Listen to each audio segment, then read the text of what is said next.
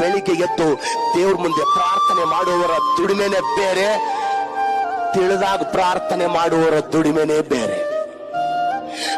ಬೆಳಿಗ್ಗೆ ಎದ್ದು ದೇವ್ರ ಮುಂದೆ ಪ್ರಾರ್ಥನೆ ಮಾಡುವವರ ವ್ಯಾಪಾರನೇ ಬೇರೆ, ಇಷ್ಟ ಬಂದಾಗ ಪ್ರಾರ್ಥನೆ ಮಾಡುವವರ ವ್ಯಾಪಾರನೇ ಬೇರೆ.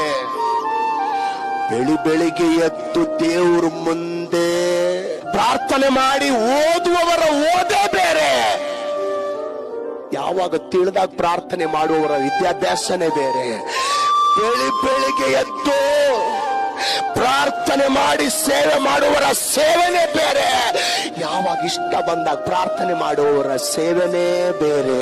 ಒಂದು ಮಾತು ಹೇಳ್ತೀನಿ, ಯಾರು ಈ ರಾತ್ರಿ ಪ್ರಾರ್ಥನೆಗೆ ಮೊದಲೇ ಸ್ಥಾನ ಕೊಡ್ತೀರೋ ದೇವರವರು ಈಗ ಪತನದ ಸ್ಥಿತಿಯಲ್ಲಿದ್ರು ಕೂಡ ದೇವರು ಈ ರಾತ್ರಿ ಮೇಲೆತ್ತುವ ದೇವರಾಗಿದ್ದಾನೆ.